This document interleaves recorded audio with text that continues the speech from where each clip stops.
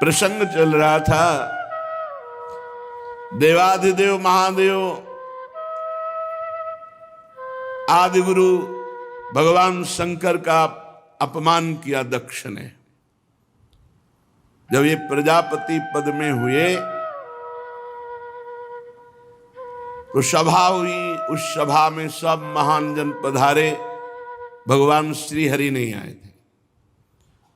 सभा में जब कोई बड़ा सम्माननीय पद या कोई बड़ा महापुरुष पधारे तो खड़ा हो जाना चाहिए, हाथ जोड़कर, ऐसी मर्यादा है। सब खड़े हो गए, देवता, अग्नि, देवराज इंद्र और सब लोकपाल, सब। दो नहीं खड़े हुए, भगवान महादेव और ब्रह्मा जी। ब्रह्मा जी पर दृष्टि गई तो दक्ष ने हाथ जोड़कर प्रणाम किया, क्योंकि प्रजापतियों के परमपति परमेष्ठी पद पर विराजमान जगत के पिता हैं। जब दृष्टि महादेव जी पर गई तो उनको बड़ा गुस्सा आया कि हमारा दामाद है, पुत्र के समान है, पर उठकर ना तो अभ्यर्थना वंदना ही की, ना वचन से कुछ बोले, बस कड़ुआ ही कड़ुआ बोलते रहे। पीछे आपने प्रसंग में सुना। जब महादेव जी ने देखा बहुत इधर उधर दोनों तरफ से शाप हो रहा है, तो खिन्न होकर के चल दिए।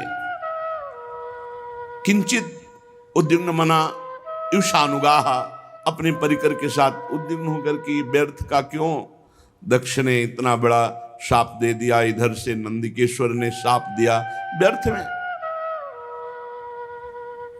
बहुत काल व्यतीत हो गया। वो भगवान शिव से बड़ा द्रोह करते थे दक्ष। यद्यपि उनकी लाडली सती जी भगवान शिव की अर्धांगिनी हैं, पर वो भगवान शिव से द्रोह बढ़ता ही गया दक्ष के हृदय में। सदा विद्विष तोरेवम कालौ वै धीमानयो। उस द्वेष को बार बार चिंतन करके नया बढ़ाता गया। यही अविवेक है। विवेक का कार्य है तत्काल द्वेष का नाश करके, जो आपसे ना बोले, जो आपसे झगड़ा करे, जो आपसे द्वेष करे, उससे भी द्वेष का नाश करने के लिए नम्रता पूर्वक व्यवहार करो, तत्काल नष्ट हो जाएगा द्वेष। पर वो बहुत समय तक द्वेष करता रहा। जब कोई महापुरुष से द्वेष करे और उसकी उन्नति हो तो जान लेना ये उन्नति नहीं है, ये उसको ऊपर चढ़ाकर पटकने के लिए व्यवस्था की गई। उसी समय ब्रह्मा जी ने प्रजापति तो पहले ही बना दिया था, प्रजापतियों का अधिपति बना दिया। प्रजापति नाम सर्वेशा माधिपत्य स्मयो भवत, और बढ़ा दिया, समस्त प्रजापतियों का अधिपति। अब तो और अहंकार बढ़ गया। भगवान शंकर को नीचा दिखाने के लिए ब्रह्म ऋषियों को निमंत्रण दिया और वाजपेय यज्ञ किया, बिल्कुल शिव का भाग नहीं दिया। फिर बृहस्पति सौ नामक बहुत बड़ा यज्ञ है ये। जब इस यज्ञ को अनुष्ठान में बड़े बड़े ऋषियों को निमंत्रण, सब भगवत स्वरूपों को निमंत्रण, लेकिन भगवान शंकर के यहां कोई निमंत्रण नहीं, यज्ञ में कोई भाग नहीं। यज्ञ उत्सव में सभी ब्रह्म ऋषि, देव ऋषि, पितर, देवता आदि अपनी अपनी पत्नियों के साथ पधारे। सबका विधिवत स्वागत किया दक्ष ने। खास बात यहां थी कि जो और बहनें थी सती जी की, तो कैलाश के ऊपर ही से विमान से चर्चा करते हुए जा रही थी। बड़ा निमंत्रण दिया है पिताश्री ने, बहुत आदर पूर्वक। ऐसा दक्ष कुमारी सती जी ने ये सुना। सती बिलोके व्योम विमाना, जात चले सुंदर विधि नाना। महाराज, कोई यज्ञोत्सव हो रहा है, हमें लगता है हमारे पिताजी का। क्या ये जो हमने सुना सही है भगवान शिव से? पूछ्यो तब शिव कहो बखानी, पिता यज्ञ सुनी कछु हर्षानी। भगवान शिव ने कहा सत्य है, तुम्हारे पिता इस समय बड़े पद पे हैं, बहुत बड़ा यज्ञ कर रहे हैं, और ये सब निमंत्रित देवांगनाएं, देवता, तुम्हारी बहनें, ये सब जा रही हैं।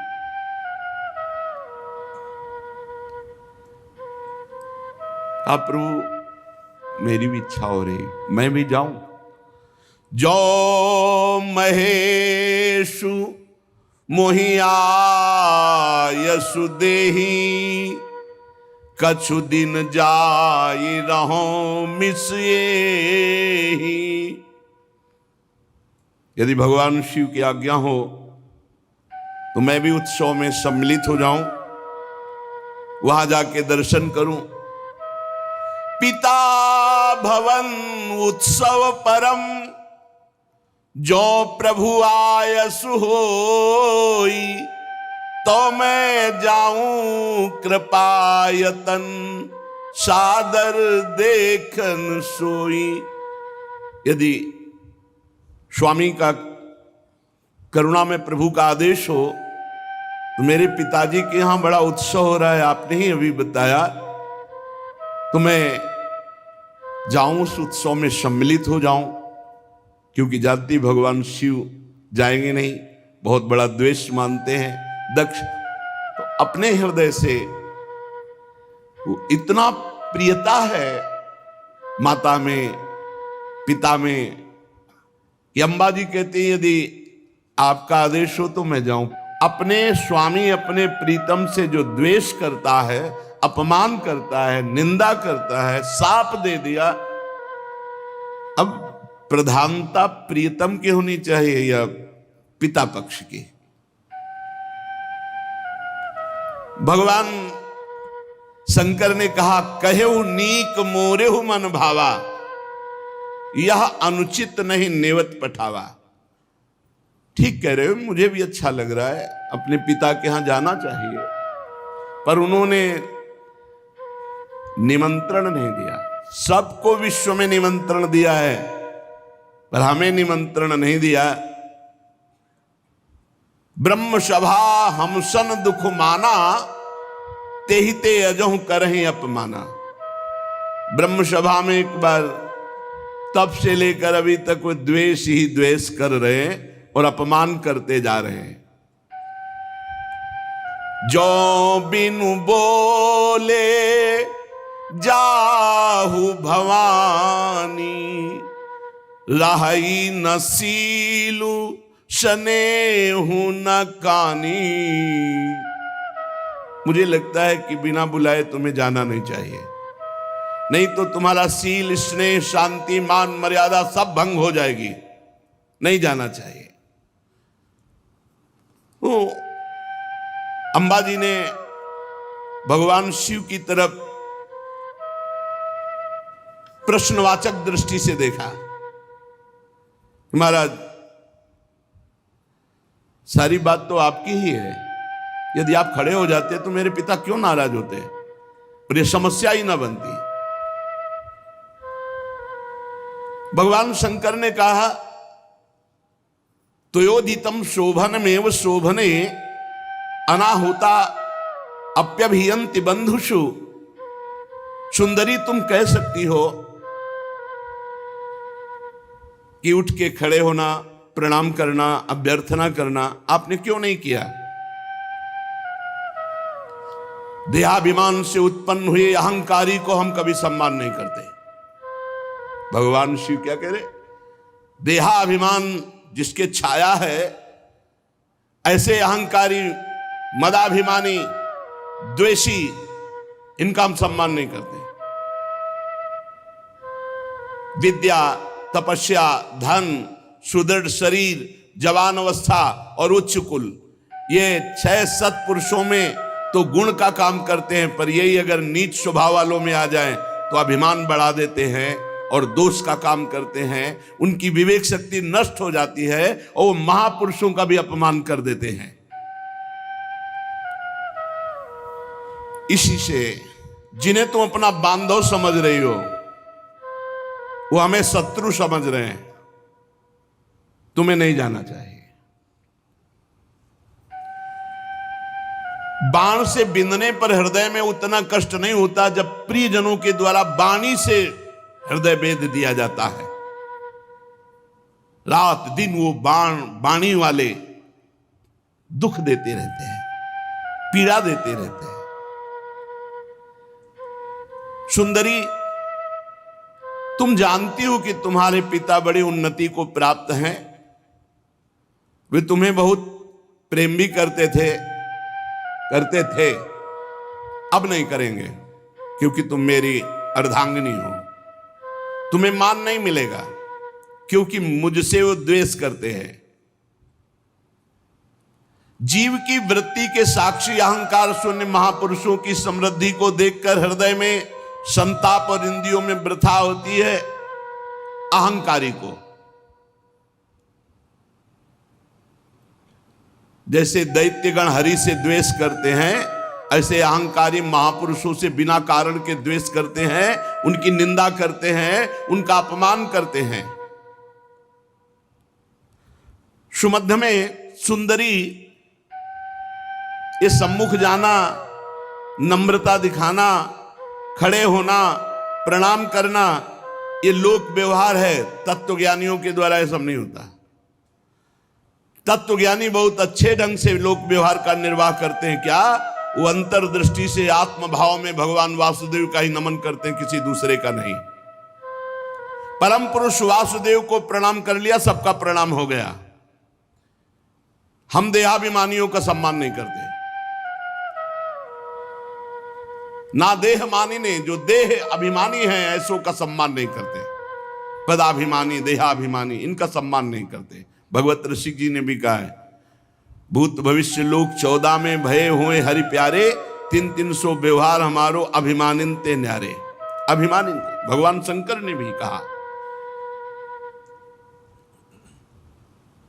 सबके अंतःकरण में विशुद्ध भगवान वासुदेव विराजमान है। उन्हीं वासुदेव का नमस्कार, सबका नमस्कार। जैसे मूल में जल चढ़ा दो, सब जगह पहुंच जाता है। हम तो सिर्फ भगवान इंद्रियातीत वासुदेव को नमस्कार करते हैं, दूसरे को नहीं। इसलिए विचार करो, प्रजापतियों के यज्ञ में मेरा क्या अपराध था? मेरे प्रति कटुवाक्य, तिरस्कार, अपमान, निंदा, शाप, ये सब क्या?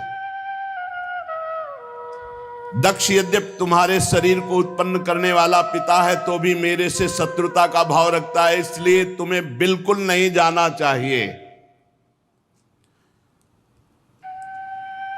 यदि ब्रजिष्यसि, यदि जाओगी तो मद्वचो भद्रम भवत्या न ततो भविष्यति संभावितस्य स्वजनात् पराभवो यदा सा सद्यो मरणाय कल्पते।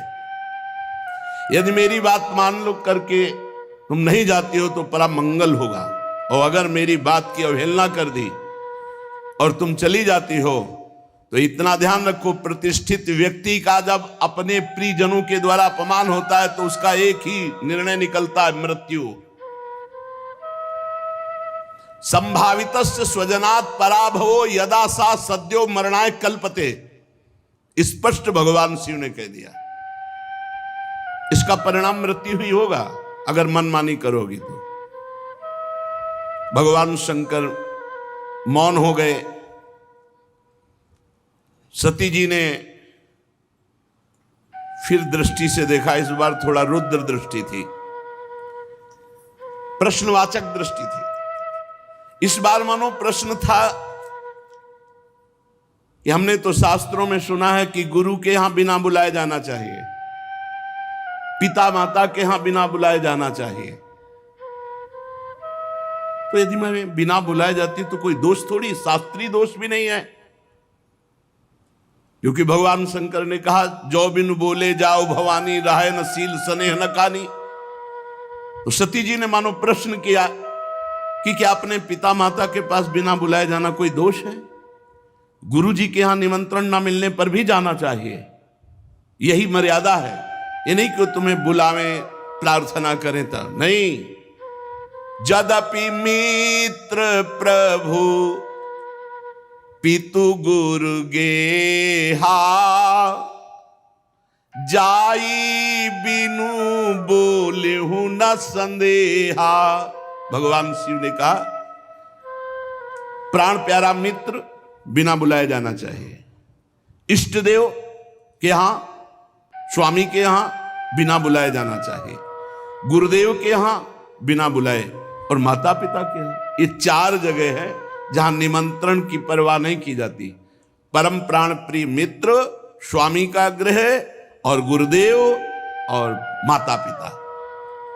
भगवान शंकर ने कहा ठीक सिद्धांत है ये, पर तदपि विरोध मान जहां कोई, तहां गए कल्याण न होई।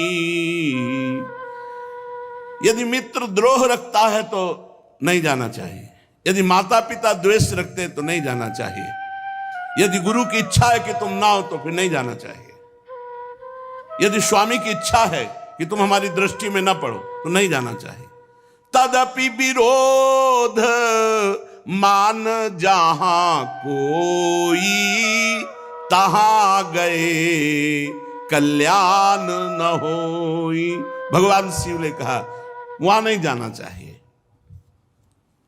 भांति अनेक शंभु समुझावा, भावी बस न ज्ञान उर आवा। भगवान शंकर बहुत प्रकार से समझा रहे हैं, लेकिन अंबा जी को भगवान शंकर की सीख इस समय अच्छी नहीं लग रही। क्यों? क्योंकि ममत्व जोर कस गया। माता पिता बहनों का प्यार, बड़ा उत्सव है, सबसे मिलेंगी, ये जोर कस गया तो आद्य गुरु भगवान शंकर प्राण प्रीतम है, उनकी बात अच्छी नहीं लगी, खड़ी हो गई सती जी और अपने परिवार के जनों के दर्शन की इच्छा से कैलाश से चल पड़ी। फिर लौट आती है, फिर भगवान शंकर को देखती है, फिर चल पड़ती है, फिर लौट आती है। इस प्रकार कई बार ऐसी दुविधामयी स्थिति हुई। बंधुजनों की प्रबल मिलने की इच्छा और महादेव जी नाराज ना हो जाए, ये ऐसी दुविधा दुचित स्थिति आ गई। बार बार निकलना, बार बार वापस आना, आखिरी बार भगवान की शंकर की तरफ रोष दृष्टि से देखा, कांपने लगा शरीर सती जी का, और ऐसा लगा मानो भस्म कर देंगी। ततो विनिः स्वस्य सती विहाय तम शोकेन रोषेण च दूयता हृदा। शोक क्रोध चित्त को बेचैन कर दिया और भगवान शंकर की तरफ रुद्र दृष्टि से देखा। आखिरकार जिन भगवान शिव ने अपना अर्धांग उनको बनाया, उनको छोड़कर वो लंबी लंबी सांस लेती हुई माता पिता के घर की तरफ चल पड़ी। जब देखा महादेव जी ने कि अब सती जी तो रुकेंगे ही नहीं, तो कई हजार रुद्रगणों को आदेश किया और अपने निजी वाहन वृषभराज नंदकेश्वर को आदेश किया, जाओ तुरंत जाओ। हजारों भगवान शिव के पार्षद माता जी से विनय की कि वाहन पर विराजमान हो। अपने वाहन पर नहीं माता जी जा रही, भगवान शिव के वाहन नंदकेश्वर वृषभराज पर विराजमान हुई। मैना पक्षी गेंद दर्पण जितना सामग्री श्रृंगार की, श्वेत छत्र चंवर माला राजचिन्ह दुंदुभी शंख बांसुरी और हजारों की संख्या में शिव पार्षद आसपास से ये भगवान शिव ने अपनी तरफ से। माता जी आखिरी बार तो बहुत रुद्र दृष्टि देख करके गई। अब जब सेवकों के साथ यज्ञशाला में प्रवेश किया तो वहां ब्राह्मण लोग वेद ध्वनि उच्च स्वर से होड़ लगी हुई थी। देखा स्वर्ण डाब चर्म आदि के जो मिट्टी काठ आदि के पात्र अलग अलग, सब देवताओं का भाग, सबकी व्यवस्था, लेकिन पूरी यज्ञ में कहीं भी भगवान शंकर का कोई स्थान नहीं, कोई भाग नहीं। सती जी को जे ही दक्ष ने देखा तो बड़े क्रोध दृष्टि से देखा और कोई आदर नहीं, कोई बातचीत नहीं। सती जी ने देखा, अरे मेरे प्रीतम का कहीं यज्ञ में कोई भाग नहीं और ये पिता होकर मेरे साथ ऐसा बर्ताव। बहनें जो बड़ी मुस्कुराती हुई एक उपहास जनित ऐसे, निमंत्रण तो गया होगा आपके पास? सती जी कह रहे हमारे पास, हमारे लिए तो वाहन भी गया था, व्यवस्था भी गई थी। अच्छा भले आ गए, उपहास। केवल एकमात्र सती जी की माता उस सहृदय प्रेम से मिली। सादर भले ही मिली एक माता, भगिनी मिली बहुत मुस्काता। दक्षिण कछु पूछी कुशलाता, सती बिलो की जरे सब गाता। सती जाई देख्यो जब जागा, कतहु न दीख शंभु कर भागा। तब चित चढ़े जो शंकर कहेऊ, प्रभु अपमान समुझी उर्दहेऊ। सती जी ने देखा कि बहनें मुस्कुरा करके मिल रही हैं, पिता तो देखते ही जल गया और भगवान शंकर का कहीं कोई भाग नहीं। बहुत क्रोध आया, मानो संपूर्ण लोकों को अंबा भस्म कर देंगी। दक्ष की तरफ देखकर कहा, कर्म मार्ग के अभ्यास में घमंडी शिव जी से द्वेष करता है। तब तक मर्यादा रहती जब तक इष्ट पर प्रहार न हो। अगर इष्ट के संबंध पर प्रहार हो तो जैसे पिताश्री कह के बात करने वाले प्रहलाद जी ने दैत्यराज कह के बात किया, ऐसे का कर्म मार्ग के अभ्यास में लगा हुआ घमंडी तो भगवान शिव से दोह करता है। लड़खड़ा रही थी क्रोध में वाणी अंबा जी की, तू पिता है क्या? तू जानता है भगवान शंकर से बड़ा कोई सृष्टि में है?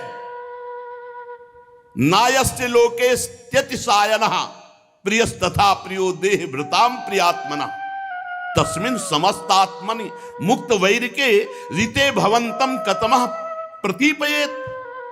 तू जानता है जिनका न कोई प्रिय है ना प्रिय है, सदैव अपने आत्म स्वरूप में निमग्न रहते हैं, उनसे वैर किया तूने। सर्व कारण परमेश्वर भगवान शिव से तेरे जैसा घमंडी और कौन हो सकता है जो वैर करे? ब्राह्मणों, तुम लोग दोष देख रहे हो फिर भी यज्ञ करा रहे हो। साधारण पुरुष ऐसा नहीं कर सकता। जिस यज्ञ में भगवान शिव का भाग नहीं दिया गया, अहंकार पूर्वक करता है, वो यज्ञ कैसा? इसका मतलब तुम सब दंड के भागी बनोगे। खेद है, महापुरुषों का अपराध जिस सभा में होता है, सभा सहती पूरी सभा को दंड भोगना पड़ता है, पूरी सभा को। जो दुष्ट मनुष्य स्वरूप इस शरीर को आत्मा मानता है और भगवान शिव से या महापुरुषों से द्रोह करता है, निंदा करता है, उसका सर्वनाश निश्चित होता है। महापुरुष नहीं करते कुछ, उनकी चेष्टा पर ध्यान भी नहीं देते, परंतु उनके चरणों की धूल उस महान अपराधी को भस्म कर देती, नष्ट कर देती है। महापुरुषों की निंदा जैसा जघन्य कार्य इन देहाभिमानी को ही शोभित होता है। शिव, ये दो अक्षर एक बार जिसकी मुख से निकल जाए तत्काल समस्त पापों का नाश करके परम पद प्रदान कर देते हैं। शिव, भगवान शंकर की आज्ञा का कोई उल्लंघन त्रिभुवन में कर सके? पवित्र कीर्ति मंगल में मेरे स्वामी शंकर से द्वेष करता है पिता, तू अमंगल रूप है, तेरा सर्वनाश निश्चित है। अंबा जी बोली, अरे भगवान शिव तो महापुरुषों के भी महापुरुष है, जिनका मन मधुकर ब्रह्मानंद रस में डूबा रहता है, जिनके चरणों की सेवा के लिए सनक सनंदन सनातन सनत कुमार बड़े बड़े ब्रह्म ऋषि याचना करते हैं। उन विश्वबंधु विश्व आत्मा भगवान शिव से वैर तेरे जैसा अहंकारी ही कर सकता है। अरे भगवान शिव स्मशान भूमि की चिता को लगाते हैं, नरमुंडों की माला पहनते हैं, जटा बिखेरे भूत पिशाच साथ रखते हैं, पर उनके चरणों से गिरे हुए निर्माल्य को ब्रह्मा आदि बड़े बड़े देवता मस्तक पर धारण करते हैं। निरंकुश, धर्म मर्यादा विहीन अय दक्ष, जब मेरे स्वामी ये कहेंगे आओ दक्षायणी, तो मैं सुन नहीं पाऊंगी, क्योंकि शरीर से तेरा संबंध है और तू मेरे प्रीतम से द्रोह करता है, निंदा करता है। जब अपने स्वामी की कोई निंदा करे तो शरीर में सामर्थ्य हो तो उसकी जबान काट ले, नहीं तो कान बंद करके निकल जाए। अंबा जी कह रहे, करुणों पिधाए निर्याद्यत कल्प ईशे धर्मा वितर श्रणभिर नभिरस्य माने छिंदात प्रसई रुसती मसतीम प्रभुश्चे जिभ्याम। या तो कान में अंगुली डाल करके सभा से निकल जाए और या उसकी जबान काट दे जो अपने इष्ट की, अपने स्वामी की निंदा कर रहा हो। बकवाद करने वाली अमंगल रूप दुष्ट जिह्वा को काट डाले।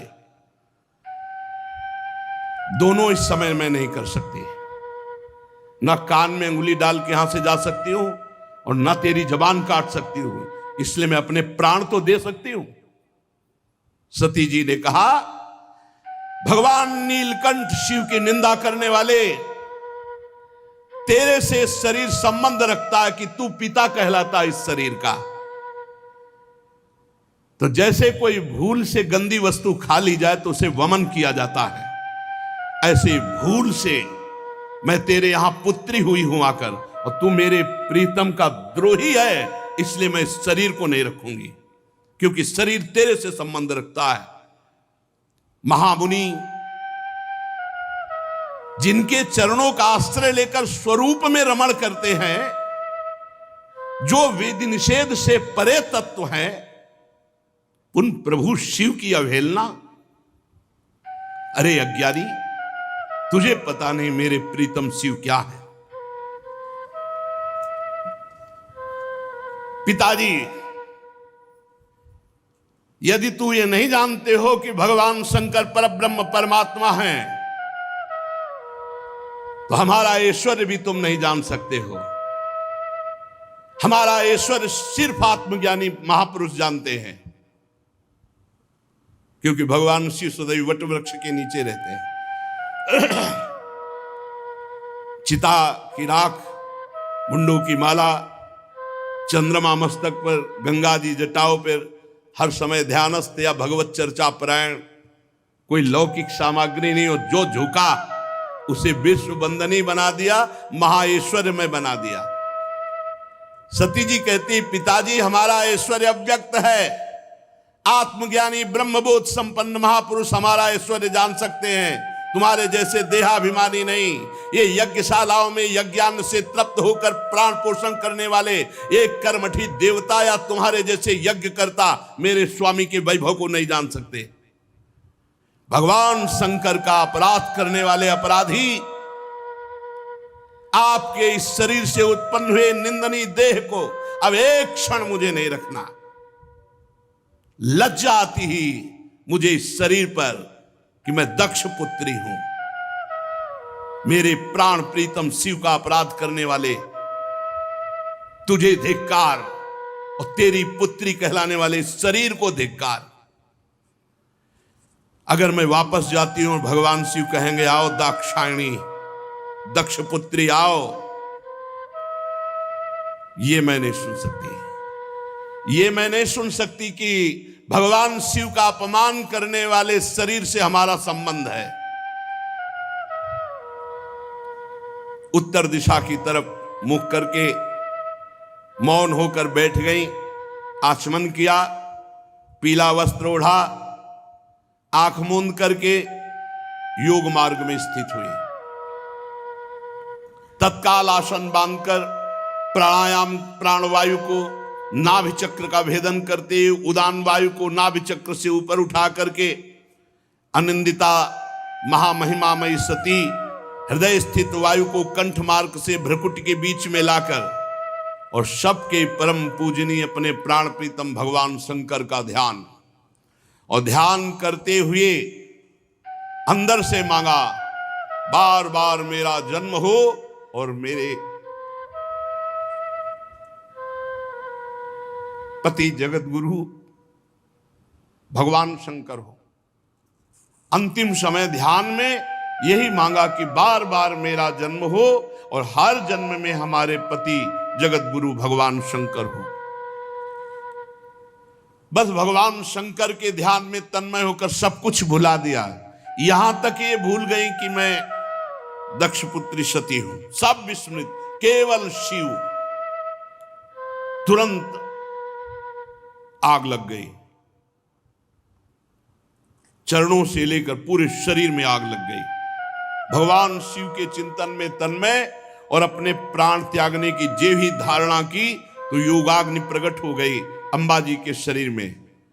हाहाकार मच गया, पूरे शरीर में दिव्य आग। समस्त देवता जो यज्ञ में सब कोलाहल मच गया, भागे सब इधर उधर भागे कि अब तो आतंक हो जाएगा, अब तो सर्वनाश का खेल होगा। क्योंकि सती जी ने शरीर छोड़ दिया तो ये रुद्रगण कैसे किसी को चैन से रहने देंगे। जो बड़े बड़े याज्ञिक थे उन्होंने कहा, अरे ये दक्ष के दुर्व्यवहार से कुपित होकर देवादिदेव महादेव की प्रिया सती ने अपने शरीर को त्याग दिया। अरे देखो, सारे चराचर के जीव इस दक्ष प्रजापति की संतान है, फिर भी ये कैसा दुष्ट है। अपनी पुत्री शुद्ध हृदया सती का आदर नहीं किया, भगवान शिव का ऐसा निरादर किया कि उसने प्राण त्याग दिया। बड़ी सब बातें होने लगी। अरे कम से कम जब शरीर छोड़ रही थी उस समय शंकर द्रोही रोक देता, लेकिन इसने तो बात ही नहीं की। जेव ही ये सूचना, यज्ञ मंडप के बाहर शिव पार्षद खड़े थे, शिव पार्षदों को सूचना मिली, हाहाकार मचा हुआ, सती जी ने अपने शरीर में योगाग्नि प्रकट कर ली। अब तो उठा उठा करके पटकने लगे जितने भगवान शिव पार्षद थे, जो मिले पंडित यजमान, जो भयंकर रुद्र लीला। महाराज सर्वसमर्थ भृगु जी ने देखा यज्ञ में तो विघ्न डाल दिया, तो उन्होंने अपहृतम रक्ष इस मंत्र का उच्चारण करके जय स्वाहा दक्षिणाग्नि में आहुति दी, तो रिभु नाम के महान बलवान देवता प्रकट हुए तत्काल मंत्र के बल से, और बड़े तेजों में ब्रह्म तेज से संपन्न, और उन्होंने जलती हुई लकड़ी जो मिला उठा उठा कर भगवान शंकर के गणों की पिटाई करके भगा दिया यज्ञ रक्षा गण भृगु जी के मंत्र से। उधर देवर्षि नारद जी भगवान शंकर शांत बैठे हुए थे। हर हर महादेव, नारायण नारायण नारायण। भगवान शंकर ने आंख खोला, बोले प्रभु बड़ा मंगल हो गया, दक्ष ने आपका भाग नहीं दिया यज्ञ में, और माता जी से बात भी नहीं की। आपकी निंदा, आपका अपमान ना सह सकने के कारण सती देवी ने योगाग्नि के द्वारा अपने शरीर को भस्म कर दिया। और आपके पार्षद जब उनको दंड देने लगे तो भृगु जी ने रिभुओं को मंत्र के द्वारा इतना प्रबल पार्षद रूप प्रकट किया कि आपके पार्षदों को मार के भगाया वो आ रहे हैं। भगवान शंकर उस समय सती का भस्म होना, पार्षदों का अपमान, तो क्रुद्धा सुदृष्टोष्ठ पुटः सा धूर्तिजटाम,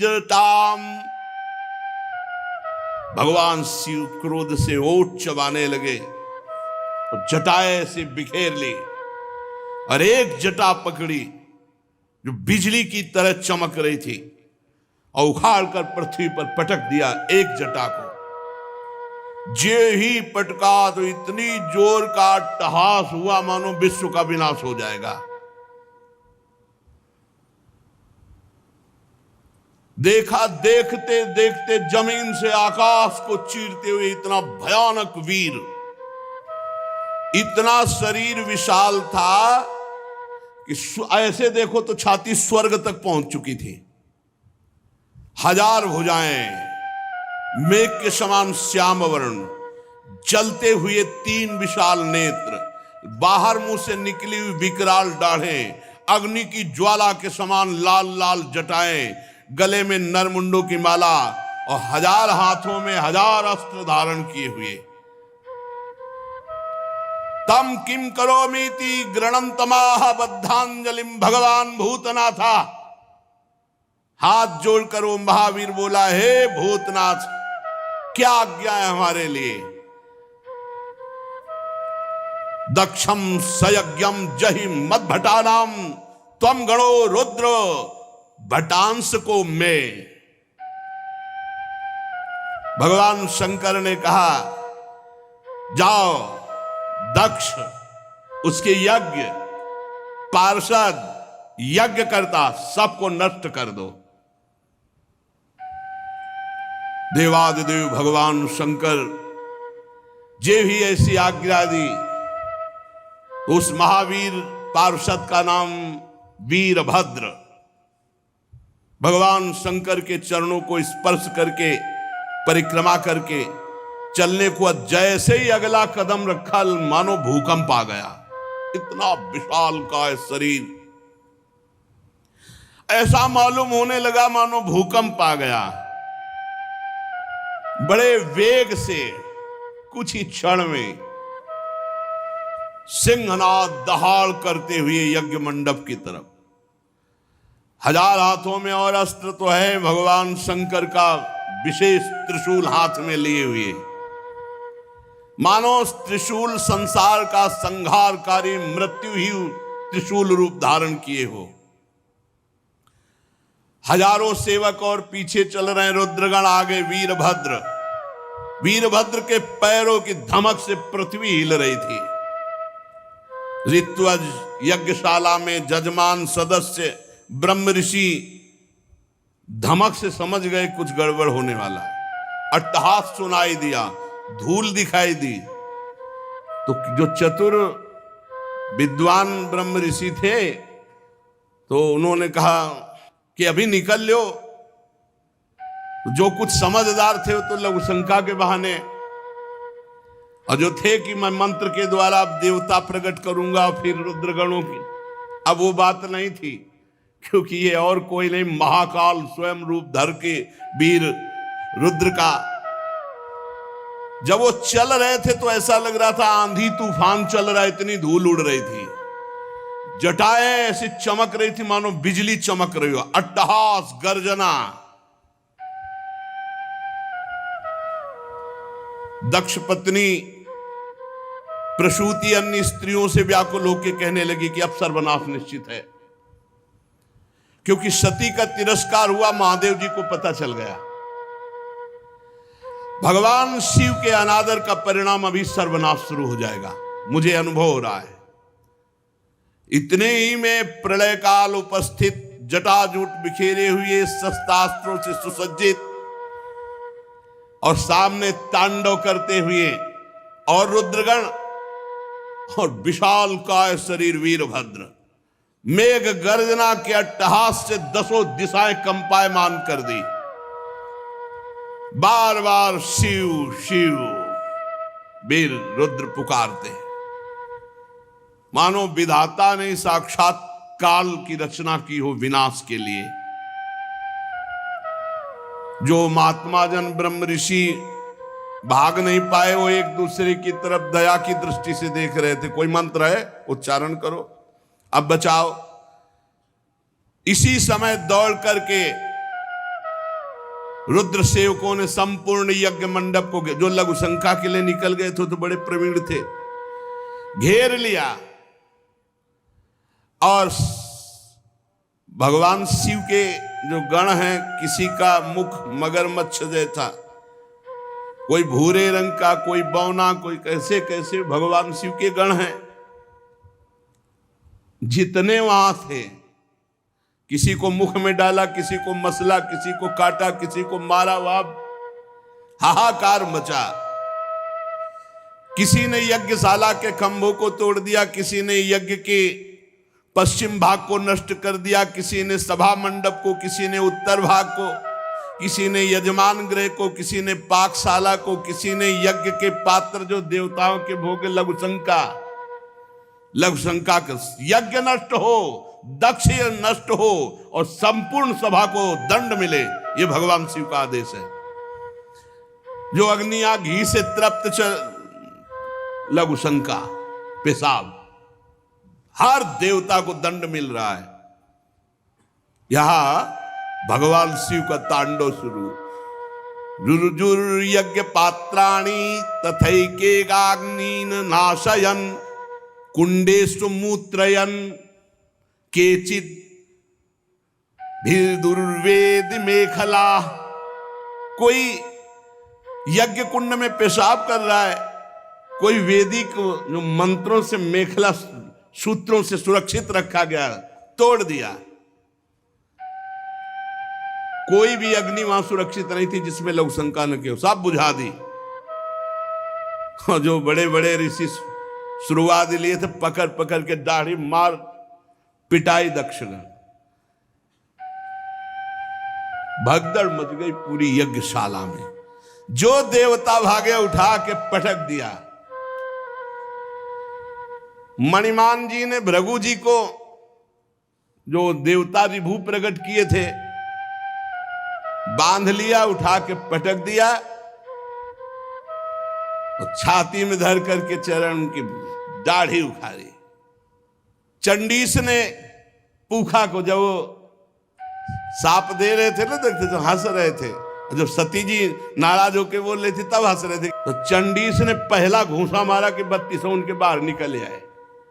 जो पूषा देवता थे, नंदीश्वर ने भग देवता को पकड़ा हो, आंख दिखा दिखा के दोनों आंखें फोड़ दी। वीरभद्र ने प्रजापति दक्ष को ऐसे, जैसे बाज अपने पंजे में पकड़ लेता छोटे पक्षी को, ऐसे दक्ष प्रजापति को पकड़ा।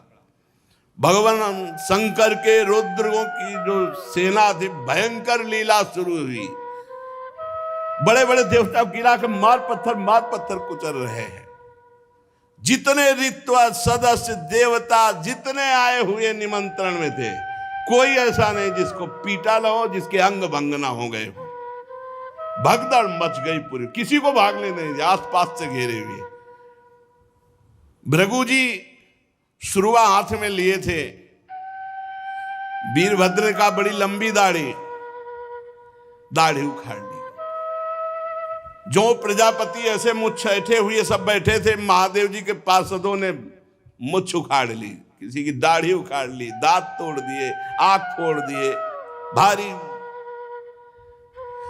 देवादिदेव महादेव जी के पार्षद, इस समय न कोई मंत्र काम कर रहा है ब्रह्म ऋषियों का, न साप काम कर रहा है कि जाओ कुछ नहीं, जल लिए रहो हाथ में, कुछ नहीं। ये शिव प्रताप है।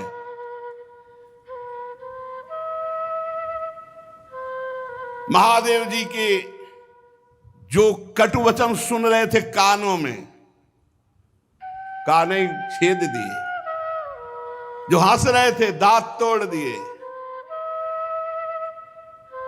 वीरभद्र उठा के पटक दिया दक्ष को, छाती पे घुटना रखा, और मंत्रों से इतना सुदृढ़ यजमान को कर दिया गया था कि काल भी नहीं मार सकता अस्त्र के द्वारा। अब एक विशेष तलवार से उन्होंने, लेकिन खरोच भी नहीं लगी दक्ष के गले में। हर शस्त्र का प्रयोग किया वीरभद्र ने, लेकिन मंत्रों के बल से जजमान सुरक्षित थे, दक्ष का एक रोम भी नहीं काट पाए। तब वीरभद्र ने कहा जरूरत ही नहीं अस्त्र की, धरालाद पकड़ के खोपड़ी ऐसे ऐठ करके, वैसे किसी अस्त्र से नहीं काट, ले तुम्हारे मंत्र काम। सब मंत्रों को ऐठ करके खोपड़ी और जो पूर्णाहुति जैसे होती है ऐसे यज्ञशाला में झोंक दिया दक्ष की खोपड़ी को। यजमान दक्ष का धड़ लेकर के यज्ञाग्नि में भूत प्रेत पिशाच तांडव कर रहे हैं यज्ञ में, हाहाकार मच गया। वीरभद्र ने संपूर्ण यज्ञ को विध्वंस कर दिया, कोई सुरक्षित नहीं, सब नष्ट भ्रष्ट किया और क्षण में कैलाश वापस। भगवान शिव को प्रणाम किया और कहा प्रभु जैसा आपने आज्ञा की थी वैसा ही हुआ। त्रिशूल पट्टिस गदा पर एक मुदगर आयुधों से छिन्न भिन्न होकर ऋत्वज सदस्य जजमान सब नष्ट भ्रष्ट कर दिए गए। अब उनमें जिनकी सांसें चल रही थी, अब ऐसे ऐसे महापुरुष थे, अंतर्ध्यान हुए, ब्रह्मा जी के पास पहुंचे, बोले प्रभु ऐसा ऐसा सब पूरा। दो नहीं गए थे इस यज्ञ में, न ब्रह्मा जी गए थे न भगवान हरि गए थे।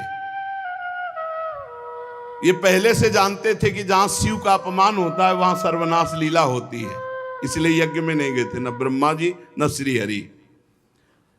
जब जो बचे हुए देवता वो जाकर के वहां प्रार्थना की, सब अंग भंग। भगवान श्री हरि ने कहा परम तेजस्वी पुरुष का अगर कोई दोष भी बन जाए तो उसका अपराध नहीं करना चाहिए, फिर निर्दोष महापुरुष का अपराध करने पर तो सर्वनाश हो ही जाएगा। अगर वो तेजस्वी पुरुष है, अगर उससे कोई अपराध भी बन जाए तो उसके साथ अपराध के बदले में अपराध न करे, नहीं तो नाश हो जाएगा। फिर जो निर्दोष महापुरुष हैं उनकी निंदा उनका अपमान तो सर्वनाश कर ही देगा। और फिर तुम लोगों ने भगवान शंकर का अपमान, भगवान शंकर की निंदा, भगवान शंकर को भाग न देना। चलो अब जो हुआ सो हुआ, सब चलो भगवान शंकर के पैर पकड़ो। तुम लोग शुद्ध हृदय से यदि भगवान शंकर की प्रार्थना करोगे तो बहुत जल्दी आशुतोष हैं, वो बहुत जल्दी प्रसन्न हो जाते हैं। दक्ष के दुर्वचन, दक्ष का अपमान, प्रिया सती का वियोग, इसलिए तुम यदि मंगल चाहते हो, दूसरा संकल्प ना बनने पावे, सब चलो भगवान शंकर के पैर पकड़ो, चल के क्षमा अपराध मांगो। अगर दूसरी बार कुपित हो गए तो लोकपालों के सहित लोक के लोक भस्म हो जाएंगे, किसी की ताकत नहीं कि बचा सके। भगवान ने ऐसा कहा। भगवान रुद्र परम स्वतंत्र हैं, उनकी सामर्थ्य को न तो कोई ऋषि मुनि जानता, न कोई देवता जानता है, न देवराज इंद्र जानते हैं, न यज्ञ स्वरूप और कोई, और यहां तक कि मैं स्वयं नहीं जानता हूं क्यों कितने सामर्थ्यशाली हैं। इसलिए एक ही उपाय है, चलो सब चरण पकड़ लो भगवान शंकर की।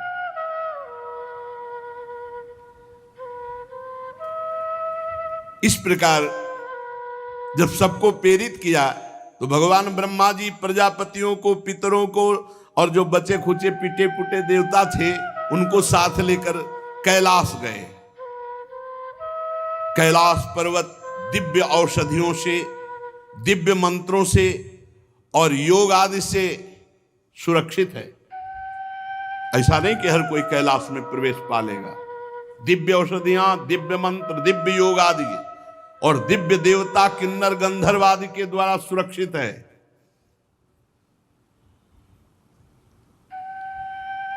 मणिमय शिखर कैलाश पर्वत के विभिन्न दिव्य धातुओं से युक्त है। बड़े निर्मल झरने बह रहे हैं। बहुत सुंदर विहार स्थली कैलाश पर्वत। मोरों के शोर, मदांध भ्रमरों के गुंजार, कोयलों की कुहू कुहू ध्वनि, पक्षियों का कलरव और कल्प वृक्ष की ऊंची ऊंची डालियां जिनमें पक्षी चहक रहे। बड़ा सुंदर कलकल ध्वनि झरनों की हो रही है। मंदार, पारिजात, सरल, तमाल, साल, ताड़, कचनार, असन, अर्जुन, इनके बड़े बड़े वृक्ष हैं। आम, कदम्ब, नीप, नाग, पुन्नाग, चंपा, गुलाब, अशोक, मौलसिरी, कुंद, कुर्बक, सुनहले शतपत्र कमल, इलायची, मालती की मनोहर लताएं, कुब्जक, मोगरा, माधवी की बेलें, ये बहुत सुंदर। ये सब देवता लोग देखते हुए जा रहे हैं।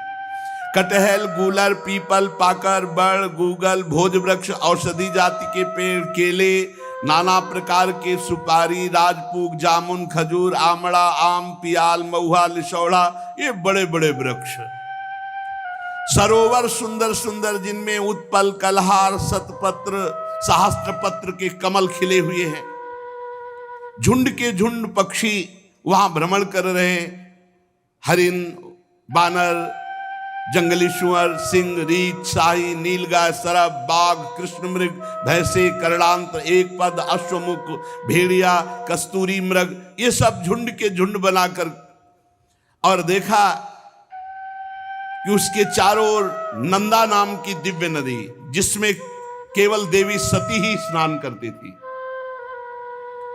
परम पवित्र कैलाश पर्वत की रमणीयता को देवता बड़े आश्चर्यचकित होकर देखते हुए जा रहे। वहां अलका नाम की एक सुरम्यपुरी सौगंधिक वन देखा, जिसमें सुगंध फैलाने वाले सौगंधिक नाम के कमल खिले हुए थे। नंदा और अलकनंदा नाम की दो नदियां कैलाश के आसपास। तीर्थपाद श्री हरि के चरण रज के संयोग से अत्यंत पवित्र अलकनंदा, देवगंगा। अलकापुरी चांदी, सोने, बहुमूल्य मणियों, सैकड़ों विमानों से छाए।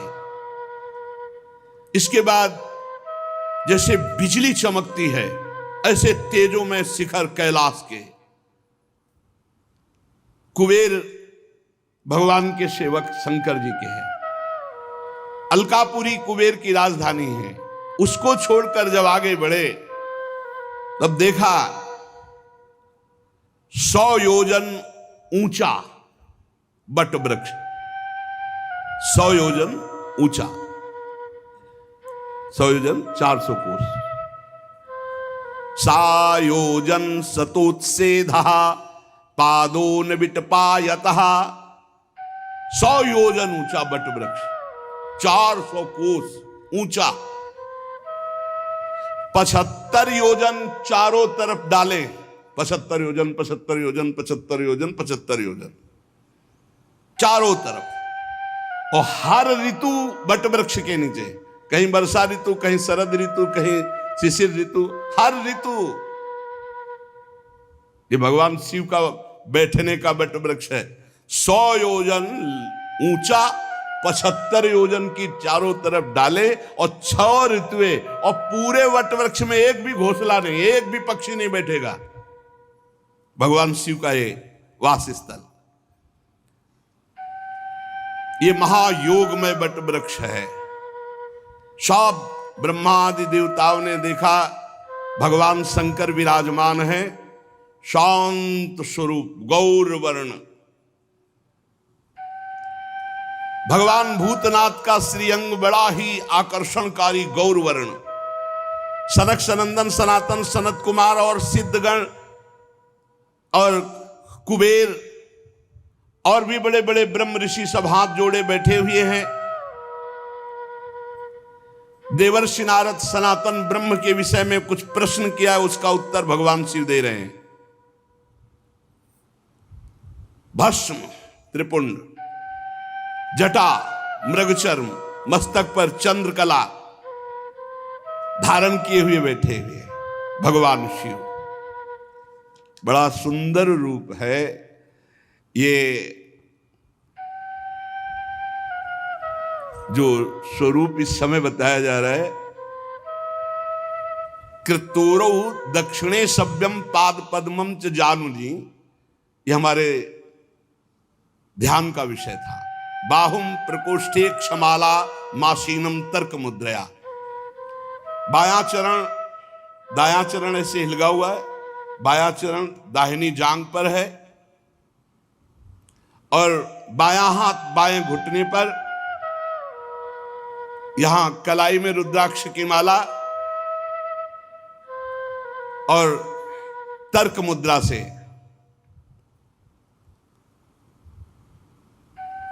भगवान शिव ऐसे बायां पैर दाहिनी जांग पे, दाहिना चरण हिलिक रहा है। और योग पट्ट कहते हैं काठ की बनी हुई टहनी, टेकनी जिसमें ऐसे वो ऐसे दाहिनी तरफ लगी हुई। बड़े बड़े देवता, मननशील मुनि, बड़े बड़े लोकपाल सब हाथ जोड़े खड़े हैं। ऐसी मुद्रा में उपदेश कर रहे हैं। यहां रुद्राक्ष की माला, ज्ञान मुद्रा, आशीष मुद्रा, अर्धनेत्र खुले हुए, बाएं चरण को दाहिनी जांग पर और दाहिना चरण हिलगा हुआ, वो ऐसा अद्भुत गौरवर्ण स्वरूप, यही ध्यान का विषय था।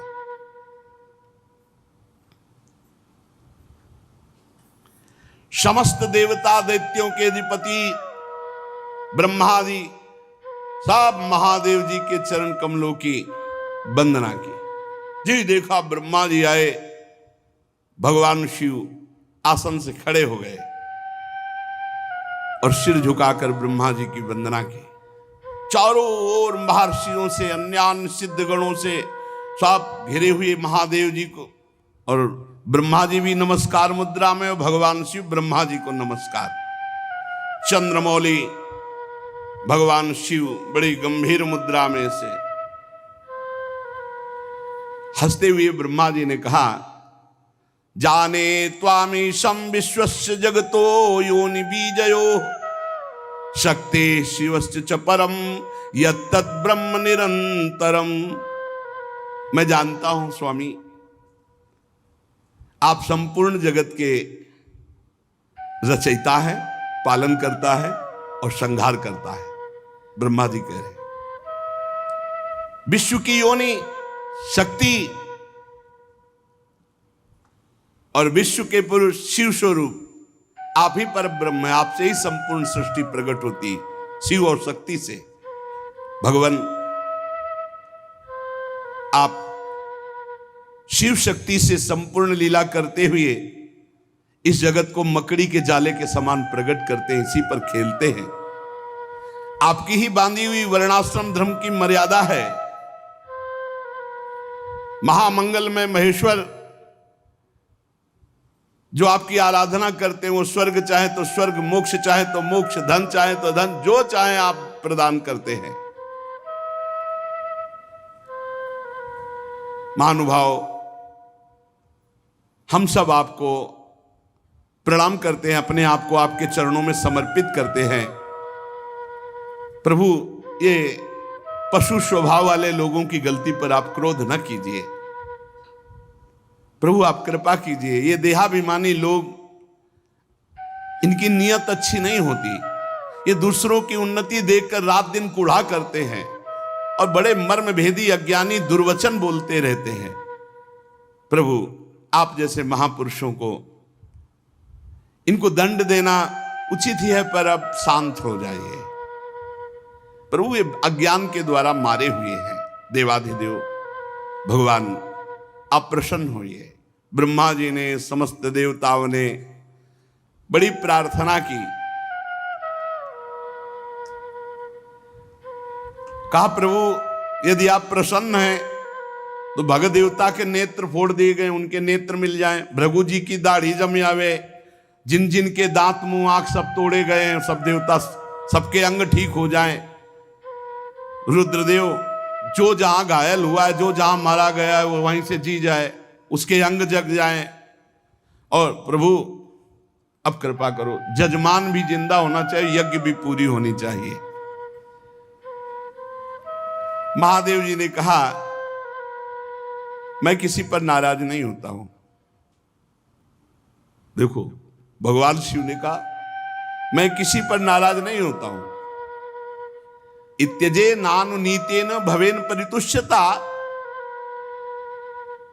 नागम प्रजेश बाला नाम वर्णये नानु चिंतये, क्योंकि मैं जानता हूं देव मायाभिभूता नाम दंडस तत्र धृतो मया।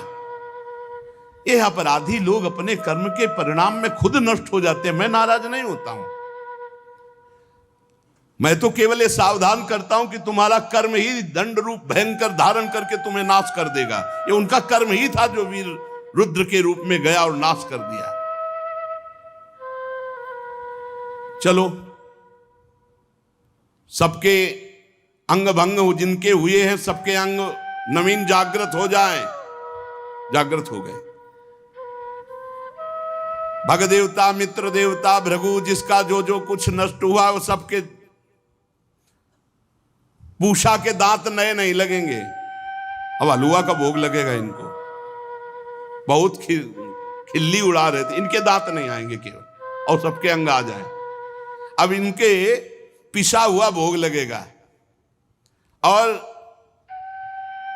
दक्ष प्रजापति का सिर तो जल गया, बकरे का सर लगा दिया जाए, भगवान शिव ने कहा, और यज्ञ पूरी की जाए, और यज्ञ का आखिरी भाग मेरा, तो यज्ञ पूरी हो जाएगी। जिनकी भुजाएं टूट गई हैं याज्ञिकों में से, तो अश्विनी कुमार की भुजाओं से, भृगु जी की दाढ़ी भृगु जी जैसी नहीं जगेगी, बकरी जैसी जगेगी। याद तो रहेगा इनको। भगवान शंकर के वचन सुनकर ब्रह्मा जी बोले धन्य है धन्य है। अरे किसी तरह प्रसन्न तो हो गए।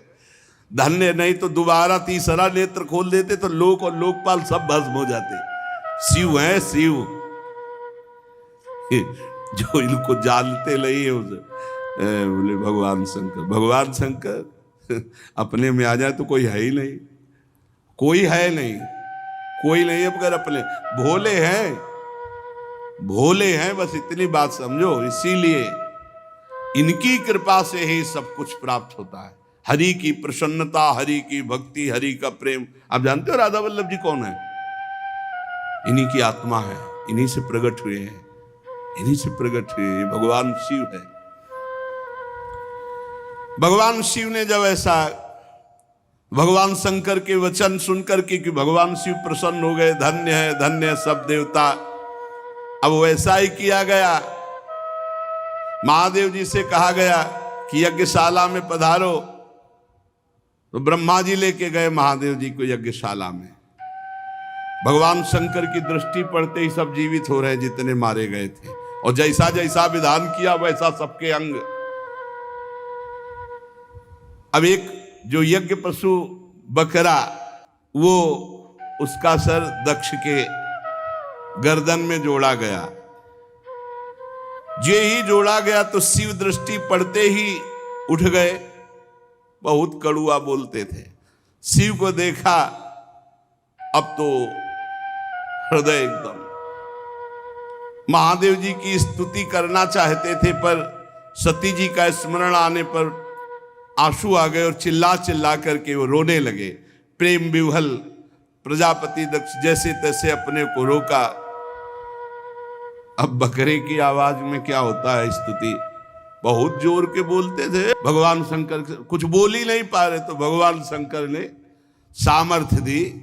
तब दक्ष बोले भूयान अनुग्रह अहो भवता कृतो में दंडस्त्वया मयि भृतो यद्यपि प्रलब्धा ना ब्रह्म बंधुश्चवान भगवन् नवज्ञा तुभ्यम हरेश्च कुतएव धृत व्रतेषु।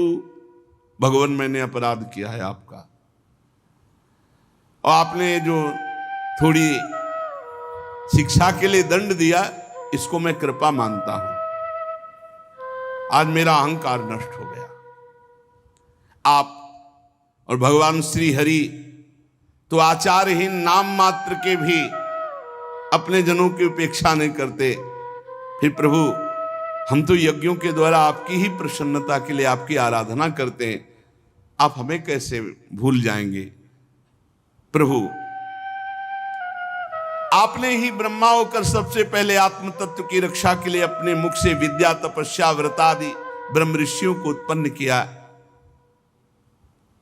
प्रभु मैं आपके तत्व को नहीं जानता हूं, मैंने भरी सभा में आपको अपने वचनों से बेधा था, किंतु आज मैं फल पा गया। अगर आप आशीष न देते तो आज के बाद शब्द ही नहीं निकलता। प्रभु मेरे अपराध क्षमा कर दो। पूज्यतम महानुभावों को अपने जनों के अपराध क्षमा करने ही पड़ते हैं। आप अपनी करुणा भरी दृष्टि से मुझे उबार लो। अब भी आपको प्रसन्न करने के लिए मेरे पास गुण नहीं है, बस आप अपनी कृपा से प्रसन्न हो जाओ, उदारतापूर्ण बर्ताव से प्रसन्न हो जाओ। आशुतोष भगवान शंकर प्रसन्न हो गए।